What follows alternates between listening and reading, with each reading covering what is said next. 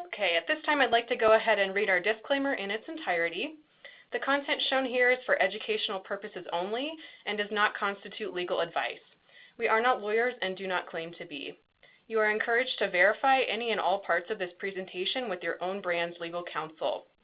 Menu Trinfo will not be held responsible for fines or other penalties that arise from recommendations that were made following our best understanding of all published laws and supplemental guidance documents.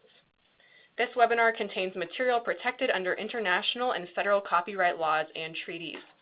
Any unauthorized reprint or use of any kind of this material is prohibited.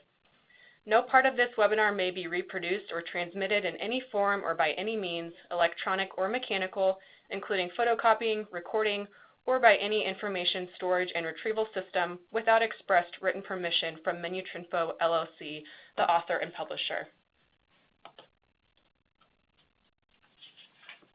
Before we dive into the content of today's webinar, we'd like to give you a little bit of background on our company, Menu Trinfo.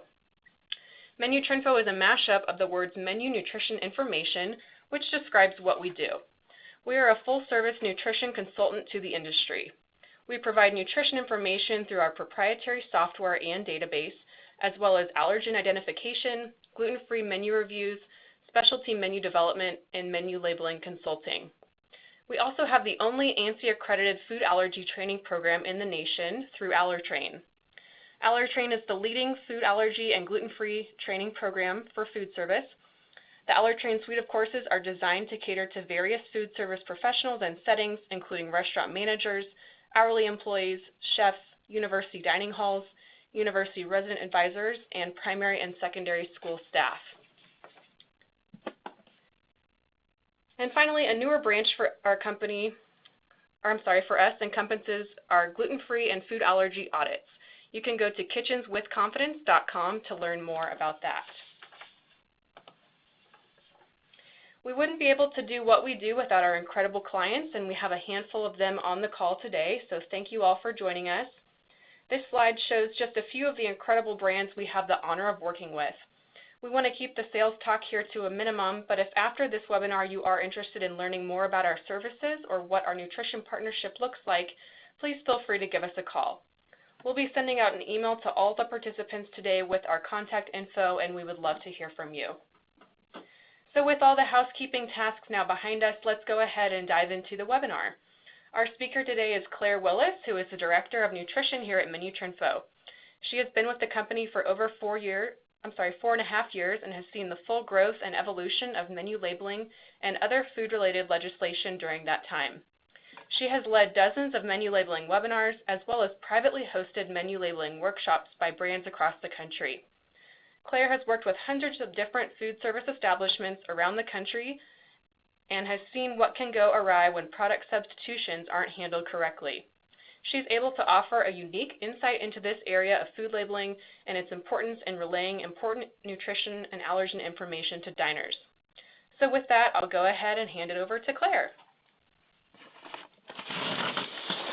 Great.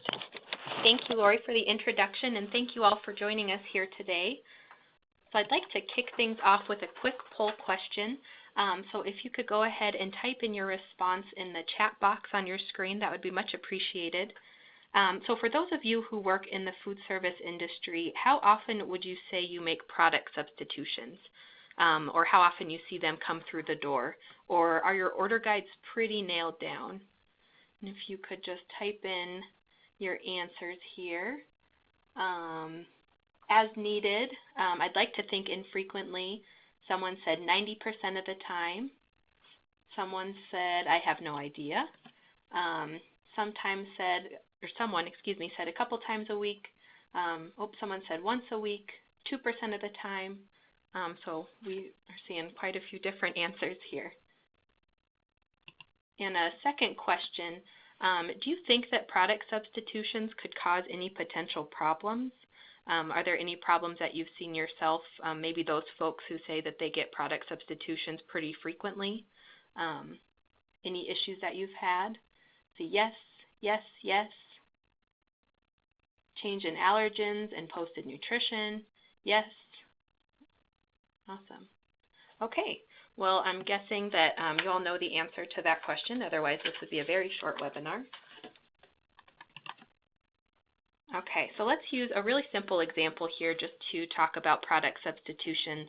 It's a little early here in Colorado, but I know you folks on the East Coast are getting close to happy hour, so let's use a Bloody Mary as our example. This is a pretty simple recipe, nothing too out of the box here. Now let's say that we had a last-minute substitution with our Worcestershire sauce. I'm not sure why I picked the world's hardest ingredient as my example, but regardless, we usually buy an Annie's brand Worcestershire sauce, but instead we see a case of Lee & Perrins come off our supplier's truck. Okay, so what's the big deal? Could this really have that big of an impact on this menu item? It's just a tablespoon of one ingredient out of half a dozen. What could really go wrong here? Okay, well, right off the bat, we can see that things are starting to go south. There's a sodium difference of 40 milligrams per teaspoon. The Annie's product that we're used to is lower than the new Lee & Perrins that came off the truck. And let's say that this recipe is being used at an establishment that needs to comply with menu labeling. So you're posting the sodium information, and all of a sudden you have this 120 milligram sodium difference in this menu item. That's not going to look too good. Okay, and even more seriously, check out the allergen statements. Our usual Annie's product contains soy and wheat, while the substituted Lee & Perrins contains fish. And ultimately, this could mean life or death if nobody took the time to check the labels and make sure that nothing had changed with the new product. Okay, and getting deeper into those ingredient statements, our previous vegetarian product, the Annie's on the left, now contains fish, so that's a big deal. And other specialty diets or food allergies that extend beyond the big 8 could certainly be impacted as well. Okay, so let's put this all together. The product before, our Bloody Mary, it was vegetarian. Now it contains animal products. It was previously not suitable for a gluten-free diet, but now it is gluten-free. So if this was a permanent change, that's certainly something that could be marketed. The allergens have changed. Previously, it contained soy and wheat, and now it contains fish. And we had it posted at 840 milligrams of sodium, when in reality it's actually 960. So that was just one product and one recipe. But now let's scale it to a full menu using hundreds of different ingredients that could be changing at any given time. If product changes and substitutions aren't being handled properly, all of your best laid labeling plans could go out the door. Any nutrient analysis, whether that may be database, which is what we do here at Menu Trinfo, or lab analysis, depends on consistent ingredient information in order to be accurate. When menu labeling really does come to fruition, I know we're in the middle of yet another delay right now, but folks in New York City as well as Montgomery County, Maryland, you're still being held to the menu labeling standards that were in place before federal was announced. Covered establishments will need to certify that there's a reasonable basis behind posted nutritional values, and that includes having consistent products in-house and not understating those nutrients of concern, calories, fat, and sodium, or overstating beneficial nutrients like vitamins and minerals. If the nutrition of a particular menu item is found to be way off because of a product substitution, the FDA will likely question why that wasn't handled properly. There's not a reasonable basis behind this new product completely changing the nutrition, so there could certainly be trouble there. Changing products on a whim also impacts posted allergen information, which could ultimately be a fatal mistake. While some ingredients are very similar and may always have the same allergens, for example, eggs and mayonnaise, it's certainly possible that you could be introducing a brand new allergen into your recipe and your kitchen, so there could be new cross-contact concerns if you aren't being careful with your new products. And aside from allergens, any gluten-free menu items could be compromised with product substitutions. Soup bases, sauces, canned goods, other processed foods, These are all common sources of gluten that we see, and it varies completely from product to product. And even in the processing facility, you might have a gluten-free product that you verified with a manufacturer, but now you have this new item coming through the door, and turns out there's cross-contact during manufacturing, and that's no longer a gluten-free item. Having gluten-free confirmation from the manufacturer is critical in having a dependable gluten-free menu, and you're running the risk of not having that confirmation with new unverified products. And vegetarian menus can oftentimes be overlooked when talking about the impact of ingredient changes. We saw the obvious example with our Bloody Mary introducing fish with the new Worcestershire sauce, but it might not always be that straightforward. One example is changing cheese manufacturers. Maybe one product uses vegetarian rennet, while a different product uses rennet that's derived from calf stomach, so that's no longer vegetarian. Another example would be baked goods that use the dough conditioner L-cysteine. We've seen cases where manufacturers use a microbial source of L-cysteine, which is vegetarian, but it can also be derived from duck feathers or even pig hair, which are not vegetarian sources. So you'd have to dive pretty deep into the ingredient list to verify those items. And again, not knowing what products you're serving, that could be a big issue. And while it might not be life or death like with a food allergy, someone's making a conscious decision to eat a vegetarian diet, and they should be able to trust the information that's given to them when they dine out. So I know we could keep naming examples of what might be impacted with an abrupt product change, but it all comes back to potentially giving misleading or wrong information to guests, which could ultimately have a detrimental impact on your establishment's reputation. Okay, so I know we tend to start with the doom and gloom with these webinars, and it's not our intention to scare you or to imply that you aren't handling your business operations properly. We just want to share what we've seen work for some of our clients. I was recently at a nutrition conference, and some of these topics, specifically around allergens and gluten, came up, and there was a laundry list of different solutions that people had that worked for them. So if you'd like to share what your brand is doing when it comes to working with your supplier and handling product substitutions, please feel free to type that into the chat box, and I can share that anonymously. I won't give your name out with that information. Okay, but step one to successfully dealing with potentially harmful product changes is to befriend your sales rep. I can't tell you how much easier it is for us to complete the analysis of a client's menu when they have a knowledgeable sales rep who's easy to work with. There's nothing that delays us more than when it's pulling teeth to get product information, especially for brands that are specific to a particular supplier, whether that's Cisco, US Foods, Greco, some of the smaller guys, it doesn't matter. The sales rep has such a huge impact on our ability to get the work done and the accuracy of the information that's relayed. So having the sales rep on your side and having them understand your menus and recipes could really pay off. Okay. And I know this is starting to sound like the different stages of grief, which I guess isn't too far off, but step two here is acceptance. It's important to realize that product substitutions may occur to circumstances outside of your control. We know that supply chain doesn't happen in a vacuum, but there are certainly ways to communicate any changes in information to your guests and make sure that they're fully informed at all times. And when it comes to unavoidable product differences, sometimes it's best to display the worst case scenario and to keep all of your diners safe and not be misleading in the information that you're giving them. Okay, and not trying to downplay the importance of these other bullet points, but having a properly trained staff is absolutely critical to the success of any food service establishment. In this scenario with product substitutions is no different.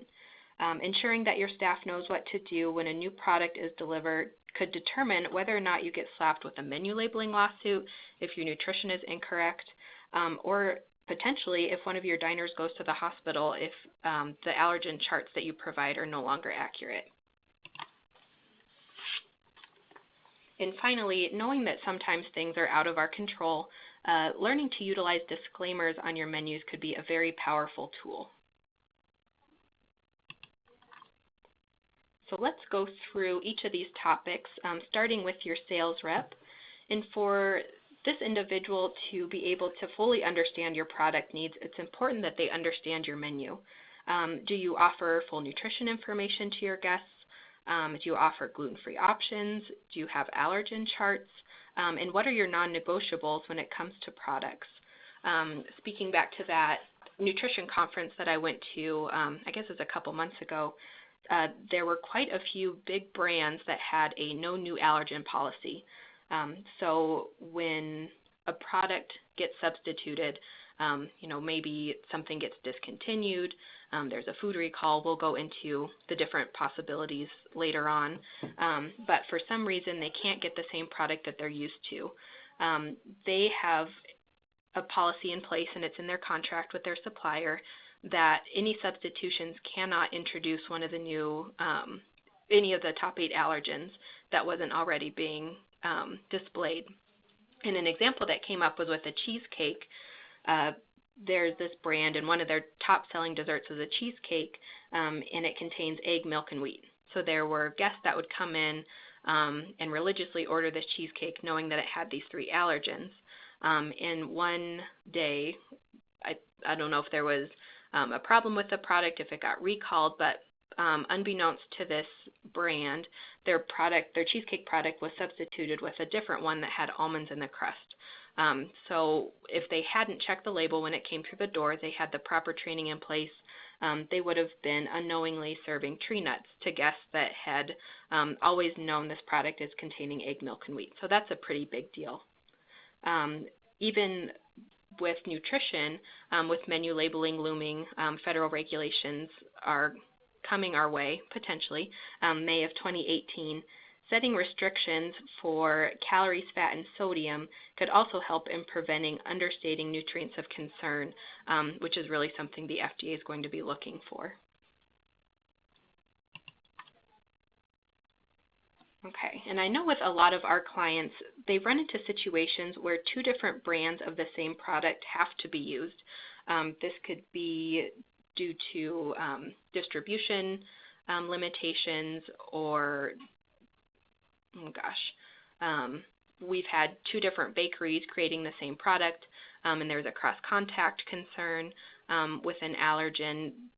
We know that this is a pretty common scenario where not every product is exactly the same across every location for a particular establishment. And I have scribbled on here Heinz, and this is something that happened just before we got on the call today. I was looking at different Heinz ketchup products, and even between the bottled product, the pump product, and the bagged product, there were slight nutrient differences. So even substitutions within the same brand or even within the same product line, that can happen. So knowing what products are being served, even if it is, you have to serve a different product in a different market, that's very important, and there's some different ways that you can handle this. When it comes to nutrition, there are nutrients that the FDA considers beneficial, and I guess besides the FDA, the nutrition area as a whole finds them beneficial. So these would be vitamins and minerals. Even carbohydrates are considered beneficial. And then there are nutrients to limit, which would be calories, fat, sodium. And when it comes to posting nutrition information, the FDA would prefer that, when in doubt, you understate the beneficial nutrients and you overstate the nutrients to limit. And that kind of gives the guest the worst case scenario when it comes to nutrition. When you have multiple different products, something that we can do and that we do pretty commonly with our clients is create these Franken products, which is a mashup of different products to state the worst possible scenario for allergens and nutrition. And I'll show you an example of that here in just a second. And when it comes to allergens and sensitivities, we've seen, again, that worst case scenario, posting every possible allergen, but sometimes that can be overwhelming. So we've had clients who have multiple allergen charts. So maybe you go to Jerry's Steakhouse in California and you see that the Caesar salad has fish in it, and then you go to Jerry's Steakhouse in New York and maybe the fish isn't there, and that just has to do with the distribution of their products.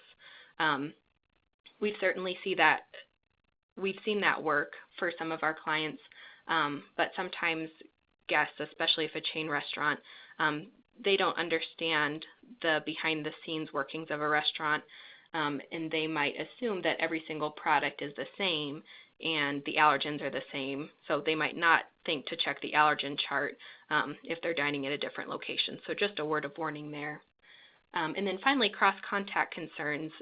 We've seen it both ways in the industry, identifying cross-contact, not identifying cross-contact, but that's just another thing to keep in the back of your mind, especially if you are listing allergens that might occur due to cross-contact at the manufacturing facility, that you might need to contact the manufacturer of any new products just to make sure that you aren't leaving that off your allergen chart. Okay, so here's an example. This is one that we run into pretty frequently. There are two different products being used. We'll say that this is because of distribution limitations with the product. And they're pretty similar, you can see, with nutrition and allergens, but there are some slight differences in the two, which are marked in red here. So we know that there are a couple different ways that this can be handled. Maybe we create two different allergen charts based on the two different markets.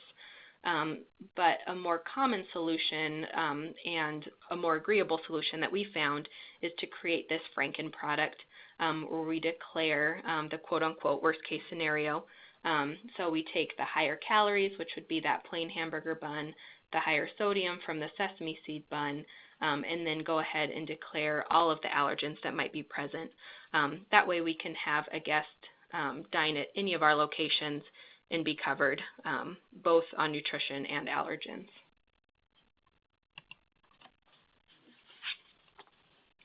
Okay, so the previous example was a situation where we knew about the two different products being served and we had a plan to handle it. But sometimes we don't have that luxury and the substitution might come as a surprise. And there are a couple different reasons this happens. One certainly is food shortages. So eggs, that's one of the top 8 allergens. Right now, eggs are in extremely high demand. People are starting to catch on that they're a cost-effective source of protein. It's, some vegetarians choose to eat eggs. So right now, we've seen the prices increase due to this high demand. But as it happens in nutrition trends, there's ebbs and flows, so maybe when eggs become less popular, the price goes down and any manufacturers that had previously removed them from their formulations add them back in. So we want to keep an eye on allergen statements. We've seen firsthand that they can change pretty frequently. Another example is with dairy. If for some reason maybe there's a disease outbreak or something with cattle and the milk supply dwindles, maybe there will be the introduction of more tree nut or soy-based milks, both of those being top 8 food allergens. And speaking of tree nuts, a shortage of one could cause an increased use of others. This is actually something that we saw recently. There was a particular pesto manufacturer where I guess they couldn't get their hands on enough pine nuts, so they supplemented with some almonds in their pesto. And tree nut is a nut-specific allergy. That's why you see them listed individually on an ingredient statement. So for someone who, maybe they can tolerate pine nuts, but they're allergic to almonds, that could be a big deal for them. Food fraud has become an increasingly hot topic over the past few years, especially with seafood. Cheaper fish is being sold as more desirable varieties. And just like with tree nuts, the allergy can be species specific. So again, maybe someone can eat trout but not tilapia, and not being served the correct product could have issues. Coffee, this is one that I didn't know about until researching for this webinar, but there has been some food fraud with coffee where the grounds have been supplemented with roasted barley or rye flour, which is introducing gluten. I don't think it's such a big problem in the United States, but certainly something to keep your eyes on. These always make great headlines in the news, so being aware of that, especially if you're serving these products, and just double checking with your supplier that you aren't safe and there aren't any concerns with what you're being sold. Okay, and finally, food recalls. I'm not sure if any of you saw it. It made pretty big splash in the industry with more than 3 million pounds of food being recalled, and this was due to a breadcrumb manufacturer not declaring milk as an allergen, and this was actually due to cross-contact on the processing line for these breadcrumbs. But 34% of all food recalls are due to mislabeled allergens. And this is really a double whammy when we talk about accurate allergen information, because number one, it could mean that you could be serving an allergen unbeknownst to you, unbeknownst to the guest eating the food, if they happen to get their hands on it before the recall is announced. And number two, you could get a sudden substitute if the recall is caught early and they substitute that product. There could be something new coming through your door. Okay, so the most obvious way to combat this is by knowing about any food recalls before they become problematic with your specific products. Here are some reputable links that you can use to stay on top of things. And I'll pause here for just a minute if you want to write any of these down.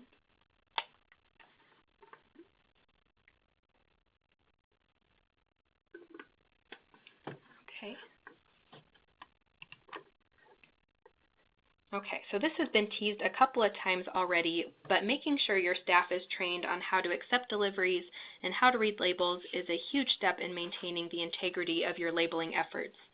I happen to be joined by our Director of Education and Training, Lori, so I'll let her say a few words here since this is really her area of expertise. So many of you are probably familiar with our Allergen suite of courses, but if you're not, I just want to provide you with a little bit more information. The Allergen suite of courses teach food service professionals how to better serve diners with special dietary needs, including food allergies, food intolerances, as well as celiac disease. Our manager-level courses address policy implementation, legislation, how to avoid cross-contact when preparing gluten-free and allergen-free meals, as well as emergency protocol should an incident occur in your establishment where someone's having a food allergic reaction. We have 10 unique courses that cater to various audiences and settings, as well as various course delivery options, including e-learning, classes taught by our certified master trainers, and via live webinar as requested. Whatever your training needs and preferences are, here at Allergen, we are sure we can meet them. Wonderful. Thank you, Lori. And while we're talking about staying proactive, disclaimers are a great idea if you're presenting any kind of nutrition, allergen, or specialty diet information. When we conduct any of those three analyses for our clients, we always provide them with full disclaimer information to supplement those charts. And here are just a few excerpts that I've taken from disclaimers that I've seen that really put the control in the hands of the diner. First, tell your server if you or someone in your party has a food allergy. This is a really common one that we see as part of allergen disclaimers. So this enables the guest to ask about any particular menu items that they're interested in, and the back of the house has the ability to check labels to confirm the presence or absence of any allergens that the guest is concerned about. Number two, we are continually working to keep this information updated and suggest that you check our allergen information before each dining occasion. So this would be a good one for that particular cheesecake example that I used earlier, or for different locations of a chain restaurant, maybe using two different distribution methods, reminding the guest to check the allergen chart each time they dine out and make sure that there haven't been any changes to any of the meals that they'd previously been comfortable ordering. It's possible that ingredient changes and substitutions may occur due to the differences in regional suppliers. Again, this is letting the guests know that, again, supply chain doesn't happen in a vacuum. There can be changes, some of them known, some of them not known, and to check with the restaurant if there's a concern with a particular food. Please consult the ingredients of each product prior to consuming. And then suppliers may change the ingredients in their products or the way they prepare their products, so please check this list to make sure that the menu item you like still meets your dietary requirements. And that last one is pretty strong and really summarizes what this webinar has been about, that there are changes that can happen, and it's just a matter of being upfront and transparent when displaying that information to guests. We had a recent example with one of our clients where they have a chicken product, and a sudden substitution led them to introduce soy as an allergen in this product, and it was ordered so frequently by so many different customers that they decided to post signs in all of their establishments, at the cash registers, as well as the drive-through, that said, allergy alert, the chicken products now contain soy. Please be aware of this before placing an order. So they went that extra step above to make sure that someone with a soy allergy or soy intolerance, or just looking to avoid the ingredient, wasn't being fed something or unknowingly ordering something because they had gotten comfortable with the previous product.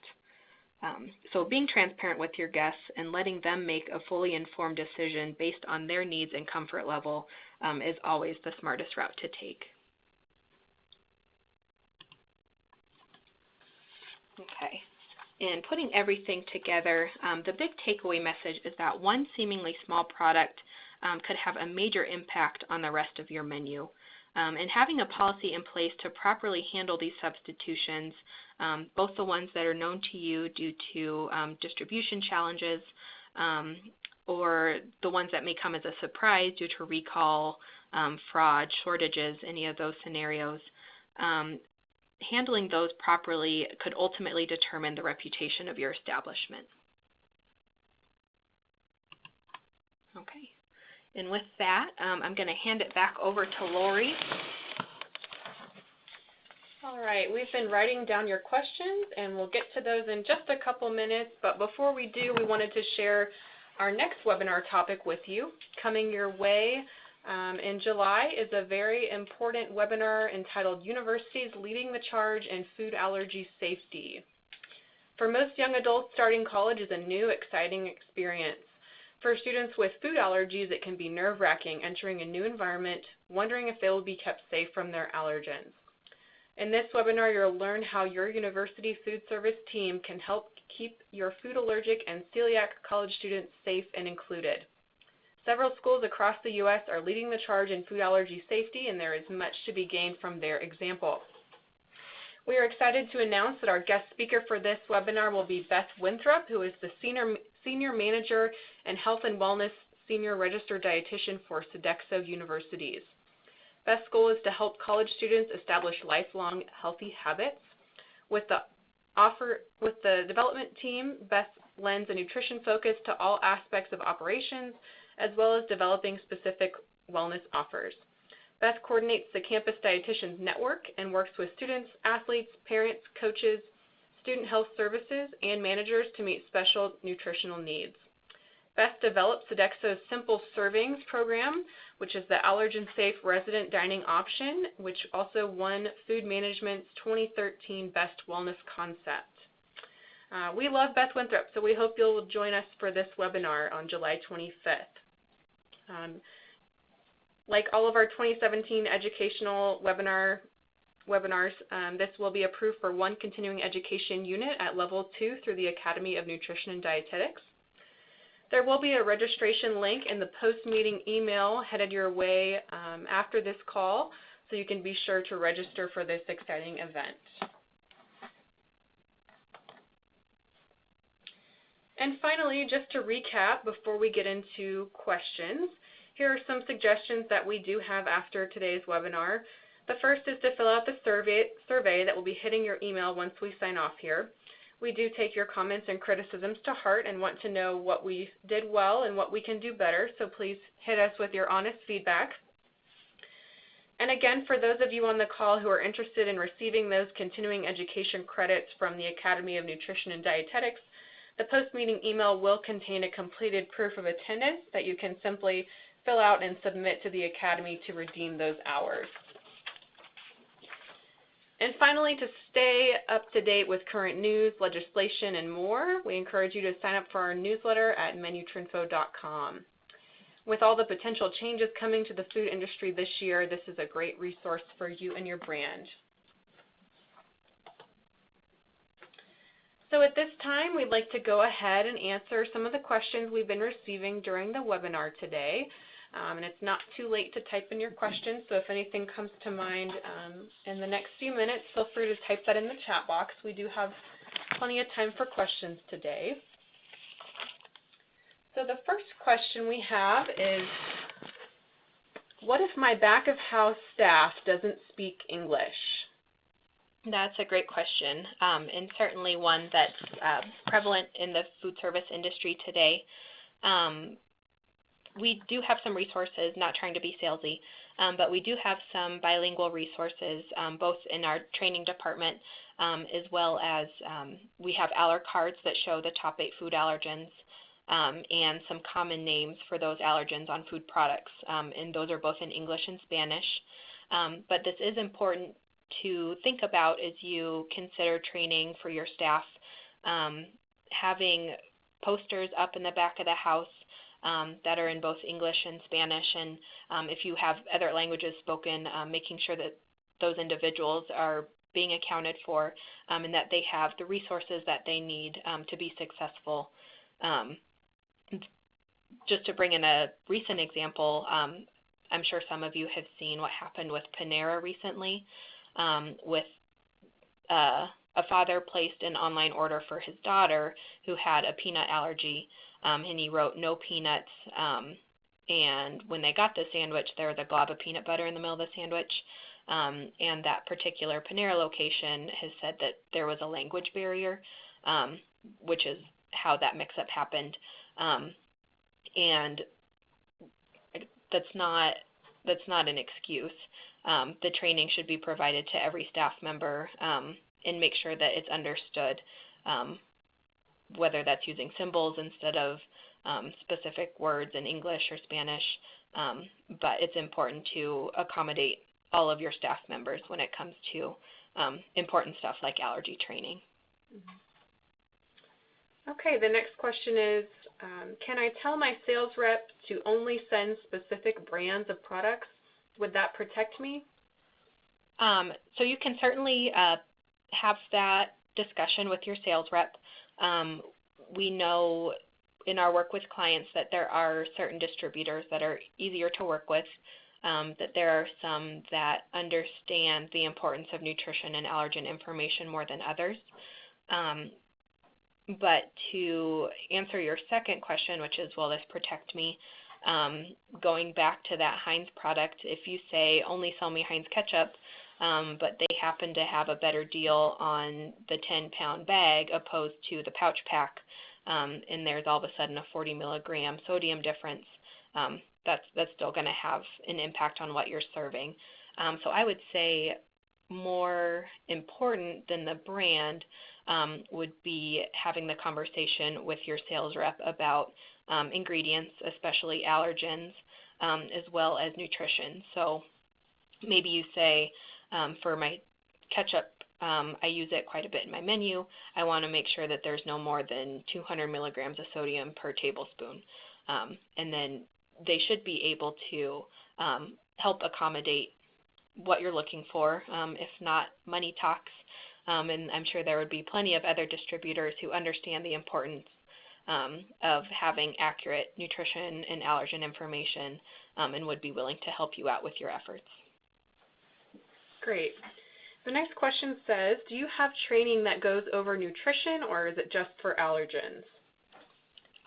So the Allertrain training does specifically focus on the top 8 food allergens as well as gluten, but there's a lot of overlap between having accurate allergen information and having accurate nutrition information.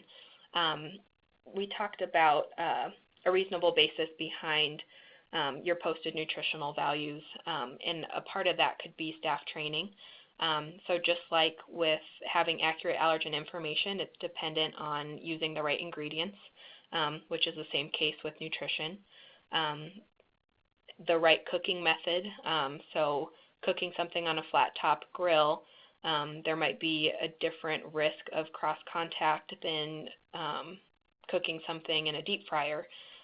So just being aware of the recipes, having written down recipes, not putting anything at risk, and of course having a written record is important when it comes to proving due diligence, both with posted allergen information and posted nutrition information. Okay, next question says, is there an allowable amount of variance you can have between posted nutrition and actual values? That's a great question.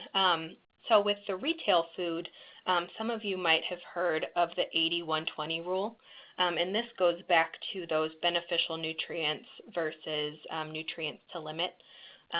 So with beneficial nutrients, as well as nutrients limit, you have a 20% wiggle room on either side. So with beneficial nutrients, you can post up to 120% of the actual value. So if you have 100% vitamin C, you're covered up to 120% vitamin C, and that's certainly not saying that you should go with that extra 20%. That's just accounting for variation in manufacturing. Not every single lemon that you pick off the tree is going to have the same vitamin C content.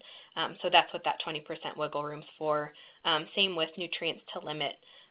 If something has 100 calories, you would be covered if it went down to 80 calories on your label. Again, that's not something that you should do, but that's just protecting you from, the slight variations in the raw ingredients themselves, as well as the manufacturing processes. And that's for retail food, so packaged goods. You don't have that same defined 80-120 rule for menu labeling for food service. That's where that reasonable basis comes into play. And it's not like if someone takes your food to a lab to test it and they find that you're 20% off, that, oh, okay, you're safe. It more comes down to the steps that you took to produce your nutrition information and whether or not that can be defended to the FDA. Great. The next question says, what else should I look for on an ingredient label besides nutrition and allergens? So this really depends on the type of menu items that you're offering and the level of information that you're giving your guests. Obviously, we've seen some big brands. Burger King comes to mind. They post full ingredient statements on their website. So even a slight ingredient change, they'd want to make sure that their posted information is still accurate. Obviously, if you're providing vegetarian or vegan menus, you'll want to make sure that, first and foremost, that there aren't any new animal byproducts being introduced. And you'll want to look into certain additives or preservatives which can be derived from animal sources, and that you're taking the concerns of your guests who eat a vegan or vegetarian diet seriously, and that you're providing honest and complete information to them. At Menu Trinfo, we have a service called the Nutrition Help Desk. So our monthly partners can relay any questions that they get from their guests, and we'll help answer those. And probably 80% of the questions that we get have to do with specific ingredients. So MSG is a really common one. Artificial food color and preservatives is another one. Corn and sesame are two allergens that are becoming more and more prevalent. So we get asked about those quite a bit. So obviously, if you're posting MSG or if you're identifying any additional ingredients for your guests, you'll want to check for those on the new ingredient statements on these new products. And then with the new clean menu craze. Everyone's looking to eat clean, whatever that may mean. But if you're identifying preservatives, colors, flavors, or even taking it as far as antibiotics, hormones, GMOs, the level of information that you're providing your guests, they want to be able to depend on that and know that it's correct. So I guess it's a double-edged sword. It's wonderful to provide that level of information to your guests, but at the same time, you want to make sure that the upkeep is going on to make sure that any substitutions, whether they be temporary or permanent, are being reflected in the information that you're giving out. Great. The next question says, is it legally allowed to post the nutrition or allergen information as a Franken product that Claire described? This person says, my understanding is that listing something that isn't present in a food is not legally permitted. Sure, that's a great question and a great point. So the webinar, everything that we've been talking about has been for restaurant-type food. So obviously restaurants, cafeterias, colleges and universities, all those people serving ready-to-eat food. And there aren't any specific food allergy requirements in the United States for that restaurant-type food. This would be similar to on a retail food product, posting may contain or process on the same line as, or any of those voluntary warning statements that aren't being watched by the FDA, but manufacturers are allowed to use to help cover their bases when it comes to allergens. And then as far as nutrition goes, we have received verification from the FDA in regards to menu labeling that they would much prefer that in a situation where there are slight differences in nutrition, we're not talking hundreds and hundreds of calories, but like our hamburger bun example, I think it was 30 calories, that when in doubt, it's always better to overstate the bad nutrients, the nutrients to limit, and understate the beneficial nutrients. So that way the guest is kind of getting the worst case scenario, if you will. And we've seen that throughout the menu labeling regulations.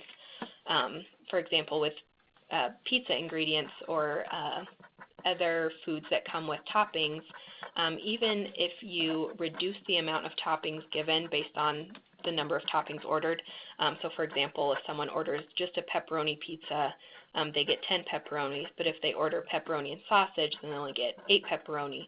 The FDA wants you to post nutrition as if you're ordering a one-topping pizza or one-topping ice cream cone, whatever it may be, just so the guest gets, worst case scenario when it comes to calories, fat, sodium. So as far as menu labeling goes, not talking about retail food with the Franken foods, because then you run into standard of identity, exactly as this participant was saying. But when it comes to restaurant food, there are kind of some different regulations, and it's not as tightly controlled in a kitchen as it would be in a manufacturing facility, which I think is understood. Mm-hmm. Great. We do have a few more questions. Will restaurants need to display added sugars like the new label? So this is interesting timing. The new nutrition label, the enforcement date was going to be July of 2018. The FDA did recently announce that this would be pushed back. They haven't announced a final date for it. But this was brought up to the FDA, again, going back to that nutrition conference I was at recently. And as of right now, there are no plans to require added sugars as an additional nutrient being declared by restaurants. But as the new nutrition label comes to fruition, along with menu labeling, we were told by the representative that they would potentially consider it down the line as being required. But first things first, we have to get the first menu labeling enforcement date down, which seems to keep getting pushed back. Okay, next question says, aren't voluntary statements like may contains discouraged by the FDA? The FDA does not prohibit the use, I guess, but they have stated that there should be manufacturing policies in place that would limit cross-contact. It certainly doesn't stop manufacturers from using them. We see them all the time. So certainly it's better for a manufacturer as well as a restaurant to know exactly what's in the food. And it's easier for a manufacturer to do it than it is for a kitchen. But when in doubt, if there's a concern with especially deep fryers or shared surfaces in a kitchen, to make that information known to the guest opposed to potentially hiding it. We've seen some of our clients use different symbols on an allergen chart. So an X means that the allergen is for sure present in the product. It's in the ingredient statement. But then an asterisk means that there's the risk of cross-contact either at the manufacturing site or in the kitchen. And at Menu Trinfo, we're pretty big proponents of transparency. So certainly utilizing that method of displaying allergen information, both present in the product and cross-contact, is becoming a more popular route that we've seen consumers take. But the big thing is to not hide anything, especially when it comes to food allergens. It's too risky. Okay, a couple more questions here. Can you go into more detail regarding the reasonable basis for menu labeling? Sure. So the reasonable basis is what replaced that 80-120 rule for menu labeling. There was some debate before the final regulations were released whether the FDA would define an allowable percentage that the nutrition could be off, and they decided not to go that route, and this was done in favor of food service establishments. There's some variability in scratch cooking, obviously, that need to be accounted for when you're looking at the accuracy of the posted nutrition information. So the reasonable basis just means that you need to be able to defend why your numbers are accurate if they're ever questioned. So first and foremost, you need to defend the method that you use to analyze the data. So whether that's sending everything off to a lab, whether that's using a database, you need to be able to show your methods and show that, yes, this is correct.